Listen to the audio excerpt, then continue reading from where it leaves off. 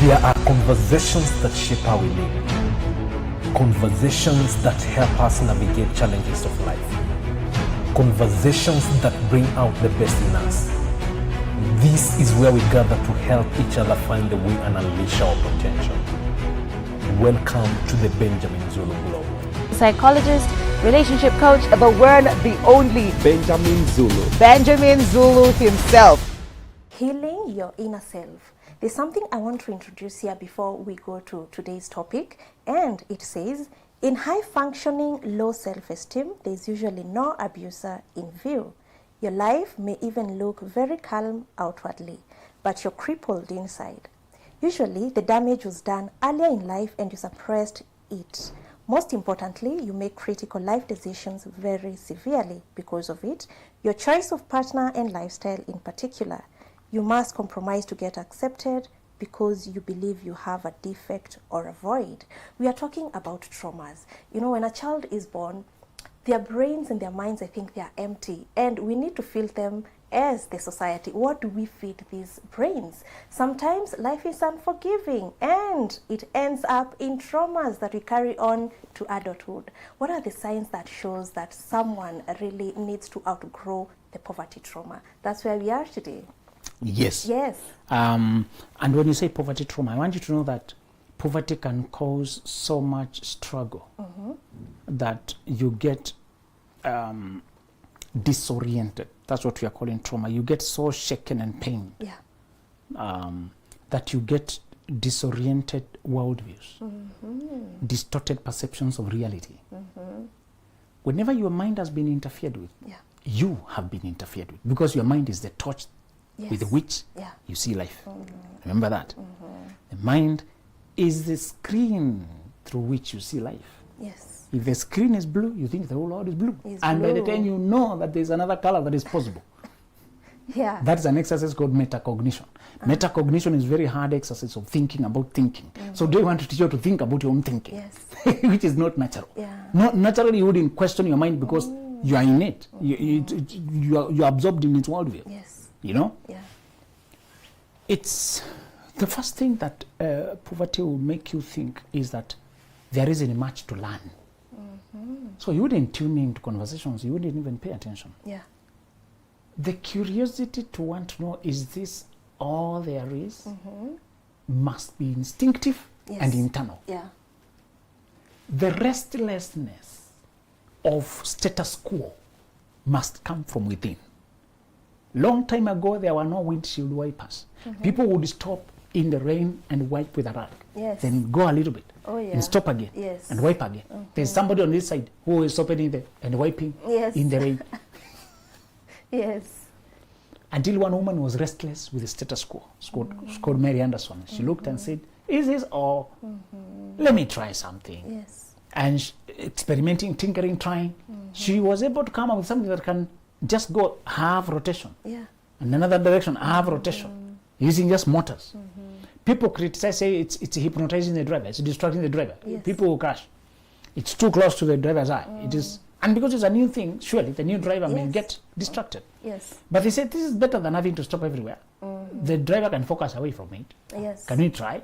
Within short time of 10 years, it was a standard industry installation. To this day. It started by somebody being restless with what was universal.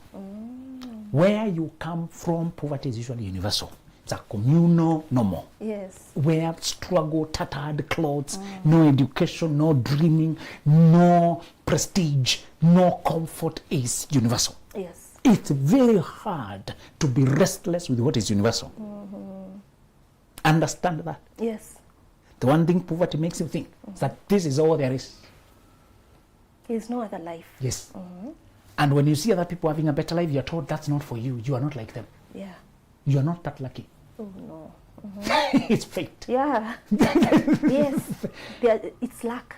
The one thing I can say today and help those who are caught in environments they're restless with is that the information you need to escape will never come from that environment.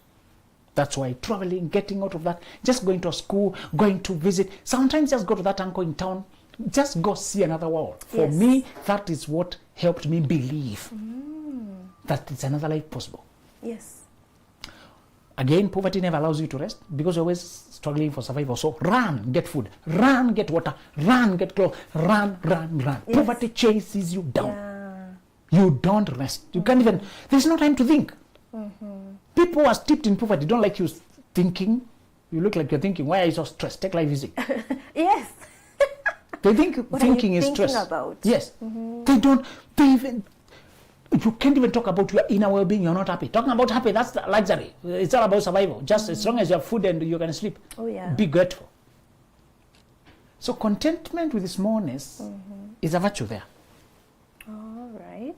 When you are satisfied with the little, Yes. today's food, even their sayings and their language, is contentment with little. Yes. Contentment with little. So when you want more, you are not okay. You're not okay. Yes. I want to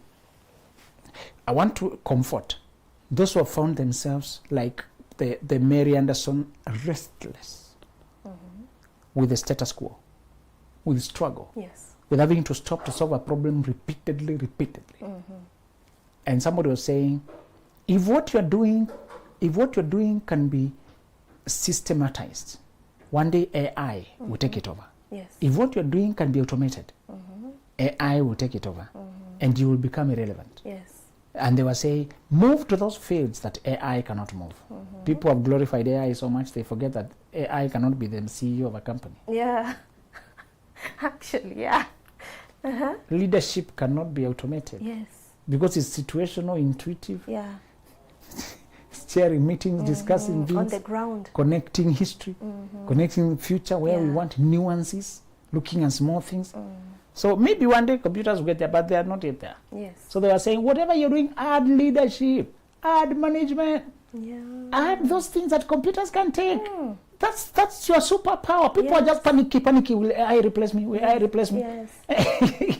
If it is entering data, yes, it will.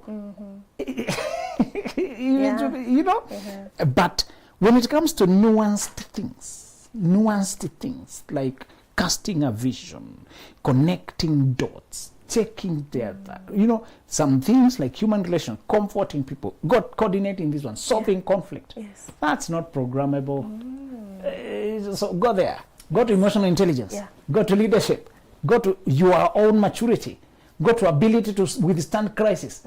Go to ability to make decisions quickly, to take initiative and do things fast. So if you're being afraid of AI, that's the solution. They can't do that.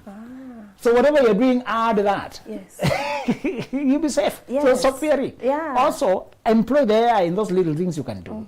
They can listen in during meetings and write summaries. Those are AI can do that. Yes. They can write minutes. Yes. AI can listen in as you use the microphones and write minutes. It's a little bit repetitive. You're going to have to do a few things here and there, but it can do a lot of the typing, Yes. save you a lot of the typing. So employ it where you can. It can help you in research. If you're researching, just put in the keywords and can cut you the articles quickly, faster than you would have done manually. Yeah. So learn AI. But as well, don't fear it, move. Somebody was saying, the information you need in order to escape from that system that birthed you, brought you to the world, will never come from that system.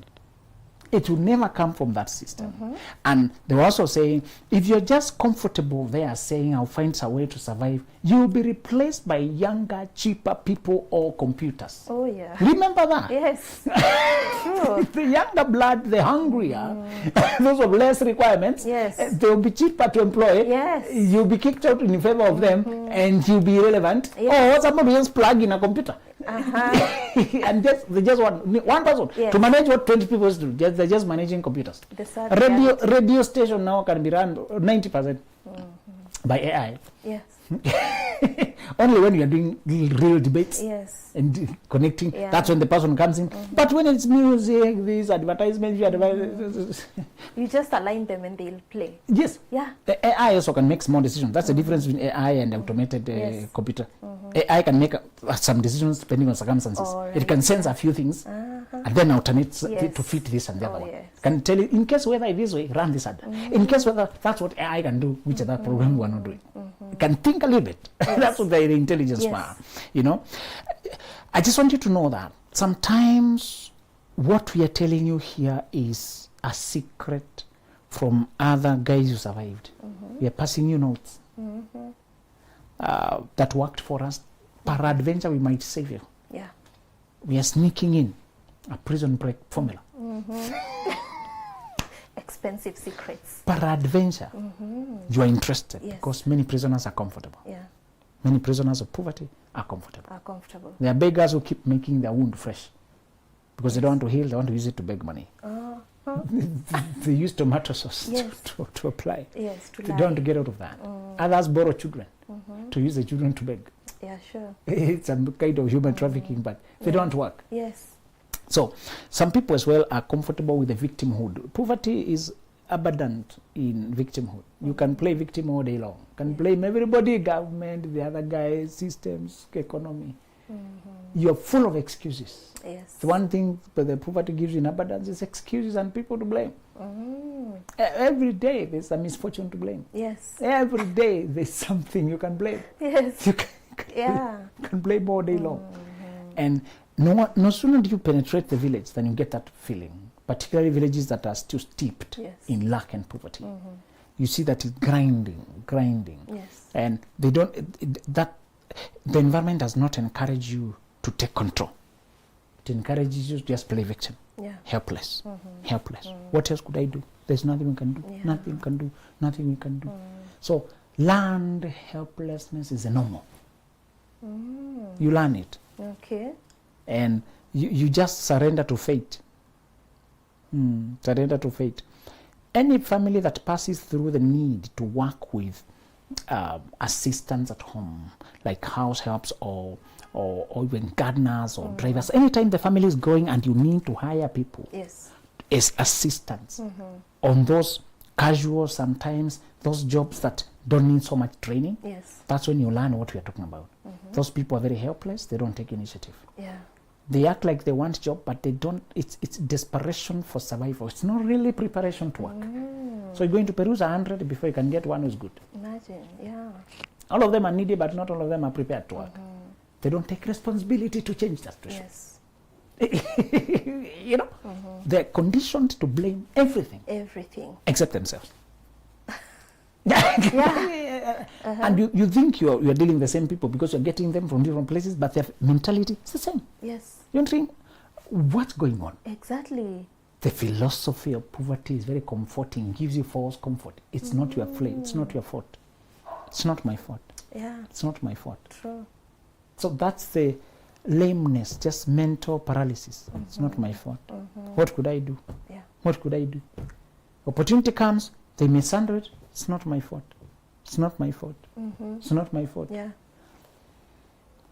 So today I want to tell you how to recover from that kind of training. The trauma we are talking about here sometimes is, yes, programming to disqualify yourself or to exclude yourself, or it's also deep fear that something will go wrong in case you take a risk. Yes. You'll be finished. Very fearful of risk. Yes. Business people, I like particularly business people from Asia, India, they carry their young ones to the shops. Yes. I've always loved that Yeah. picture. Very young toddler watching packs of money. Mom selling things, packs of money. Yes. Dad handling packs of money, selling to customers. Yes. You think that child holding a small car on that shelf where the dad is selling huge cars, you think that's a small thing?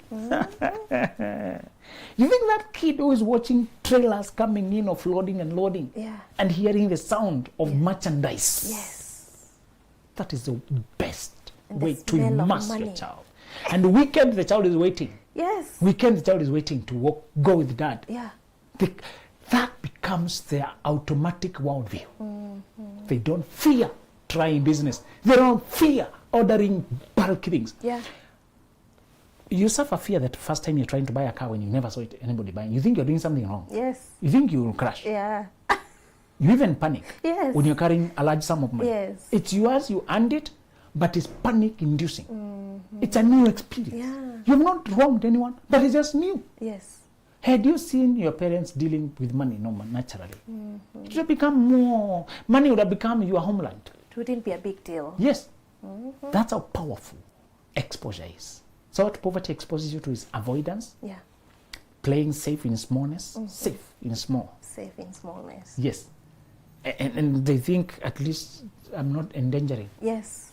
You know? They know what is familiar. Yes. The one sign you need to unlearn to get yourself out of it, poverty trauma, is when you cannot envision yourself in wealth. It seems too far, unattainable, not for you. You're not fated for it. Yes. It's not your fate. Yeah. When it's just never a settled reality.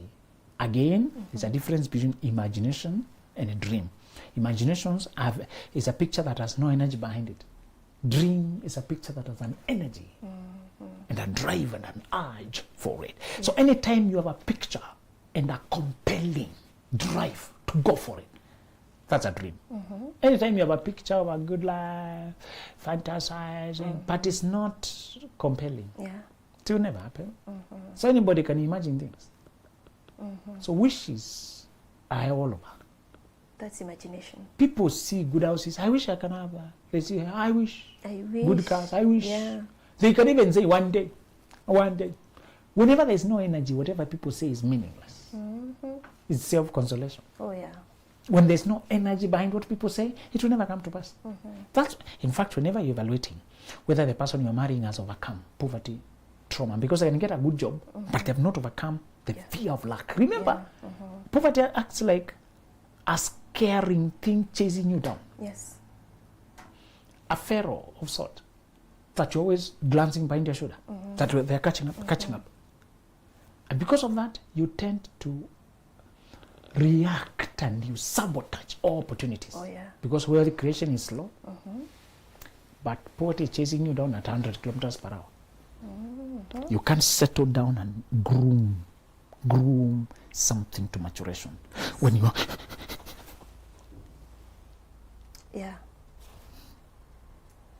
that's one problem. Yes. When you raise a baby, they tell you to frequently hold the child so that they can learn from you how to breathe regularly. So that their heart can learn from your heart how to pump regularly. So that their systems can copy yours. Yes. If biology needs to be trained, how much more your mentality? Poverty keeps you so hectic, chased down, chaotic, that you don't learn the order that creates wealth. That's one injustice, that you're just not shown the rhythm of wealth creation. Rhythm. Yes. One of my best shows is whenever I see these Shark's Den in the UK, with Lions Den, my best shows where investors are meeting entrepreneurs to pitch, invest. Oh, yeah. The questions they ask, the language they use, that's my music. I can watch that all day. I usually watch and repeat just to see the comments wealthy people are making. Yeah. How human billionaires look. How money looks like. Yeah. They're just the things they wonder at. What makes them, the language, they frequently say, I like that business idea, it's just not my area of passion, so I will not bring much energy there. So for that, let me know. I say, they have the money, you understand? Yes. You see, it's actually a business opportunity, that but because you are not passionate in that area, it's an area of the market that I'm not particularly passionate about. So let me not invest. I say, that's something. That's something. It is. Another business that is not even understandable to most of the other sharks. Yeah. Another guy says, that's an area I'm really curious about. I would like to get in. And I know a few guys working there, so I can put you in that market. For that, I'll partner with you. I'm getting language of investment. And I can't wait for us to start that here as a domestic culture. Oh, yeah. To just pitch your idea, let some guys who connect with what you're doing coming to mentor you. Yes. They put in some money. True. And you're meeting maybe once monthly. Yes. They give you input, you go implement it, meet once monthly. Yeah. I would like Sylvia to have 10 companies. She's a shareholder. Oh, yes. And she's mentoring those young entrepreneurs. Yes. She's in journalism, but she also has interest in mining. Yes. A company in mining. Yes. Investments in carriage. Oh, yes. In freight. And then you tell us, I was meeting my company in freight. We're meeting at such freight. We're also in freight. Yeah, I'm also doing coffee. Are you interested in coffee? There's an opportunity to come here. There's company setting. Are you interested? Yes. That's a language I love. Those guys are so broad, but you can see their personality in everything. Yes. They say, I'm passionate in that. If you invest where you're not passionate about, you won't bring energy, creativity, imagination. Yeah, true. So I don't want you to think, because sometimes you imagine yourself rich when there's no passion. And energy. It won't happen. Investments are like that. You invest in wealth creation in an area you hungry about. Yes. Don't just go anywhere. There may be many opportunities, but you're not energetic about it. Because everywhere there's resistance. To overcome resistance, you need energy, passion, desire, hunger, curiosity. Yes. There's no place where you can collect money on the surface. There's nowhere. Every place is technique, effort, patience, calculation, strategy. To endure that, in any field, you must be passionate. So always be I just want to ask you, are you invested in getting wealthy, or you're just interested? If it defines me, I'm open to the idea. Yeah, if it finds me. Yes. One way to know whether even the people you are partnering with that. Now, other character questions those millionaires ask. If they say, I understand the business and I see it has a lot of potential. You are virtually stronger now, you are ahead of competition, but your energy is not convincing. I'm afraid that some of these big guys will notice it and swoop in with billions and kick you out of the market. I don't sense the obsession to stay ahead. Yes. You're a little bit too relaxed, and I'm not convinced. I like that analysis. Yeah. That you don't have money, some guys have money. Yes. They can just swoop in, buy your competitor, and or even set a company in one day. Because you're missing the energy. Exactly. Yeah. I say that's something. Every field has sharks, the larger guys. Yes. They can just pour in $1 million when you're struggling to raise 100. Yes. Yeah. Undercut you with the prices, and you're out. Yes. They say the only solution to big guys is to have big energy. Yes. When you are very driven, you are very hard to beat. Yes. Even when guys have money, you'll win customers by their heart. They'll see how you like and how you show up better. They prefer you, and you are going to have your market share. But the way you are too laid back, man. Yes, that's something. You know? Yes. They made me understand you can't get out of poverty by autopilot. And one of the billionaires there is just 39. Very shameful for us in Africa that a billionaire. Ooh, that's tough. Billionaire. That's true. Try to invest in anything. Has money to dish out.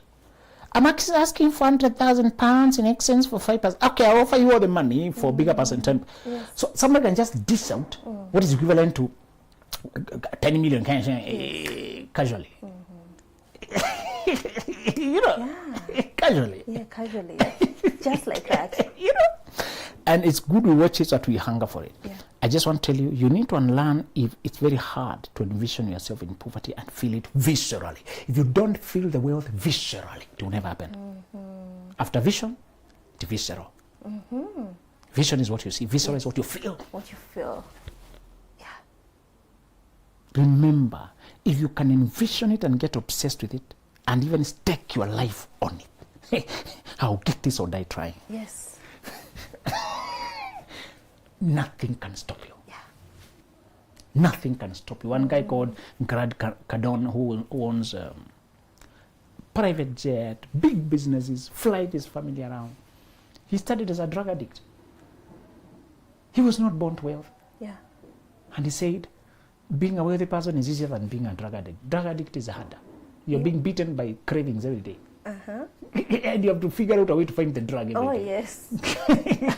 True. He said, that as a drug addict, I had no freedom. Here I have freedom. This is an easier life. Here I just need to calculate, move, do something that is fulfilling. Yeah. He said, when he was asked the first step, is what I want to use the second point. The second point, I'm attaching to what he was said. What will you tell everybody who wants to break away from poverty and into abundance? He said, make the decision to break away. Make the decision to break away.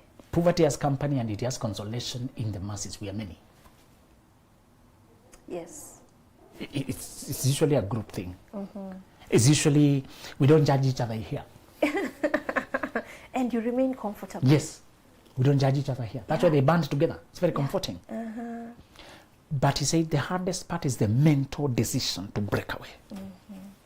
When I decided I'm going this way. Yes. that was the biggest decision. I started to view the world differently. Yes. In fact, possible opportunities began to show when I made up my mind. I'm no longer pleasing this group.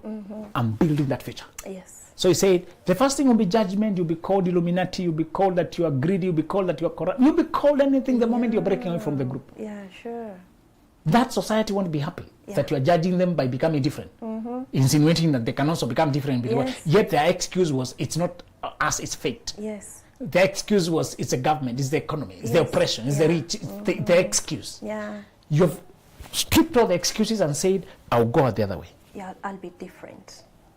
If you cannot manage the decision to just disagree with the peers and the colleagues who are settled with small salary, just complaining, blaming employer, blaming everything, and if you think about going this way and you shiver, I'll be too lonely, people will leave me, they will judge me, they walk out, oh, how will I survive alone? If that is your energy, you need to heal quickly. And how to heal from this is like riding a bike or swimming. You don't learn it by reading books. Yeah. How to ride a bike, encyclopedia. How to ride a bike. How do I pedal? Yeah. You only hear a little bit of instructions and you go to the road. Yes. They taught you theory for driving, then they took you to the car. Yes. They couldn't give you the license because you have mastered the theory. Yes. You needed to move the vehicle. You must be on the After you road move the fast. toy on the board, model board, now move the real vehicle Yes. on a real road with real danger. Yes. Yeah. You know, Yes. you know, you shall place the clutch and told us, you know that. Can you do it here? And the vehicle is stopping funny. On a bump. And you're wondering, am I the one moving this metal? Then after they train you and give you a license, your anxiety had not gone away. First time you find yourself in your car alone. And you're wondering, is there anybody to help me? Yeah. Somebody is hooting, harassing you. You know, Yes. there's jam, there's traffic, you're supposed to you're wondering, the car is switching off, you're wondering, oh no. That's how we break away. It's taken me all the way back to the driving classes. And the things people did there those days. Oh You know, my. Yeah.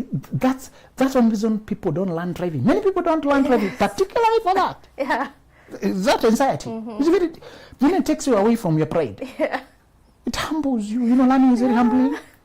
Yes. And somebody is screaming at you. Yes. Some people are very impatient. They're telling you to ignite the car. You've already put to drive, so it can't ignite. You're supposed to be unpacking. And you're, it's not starting.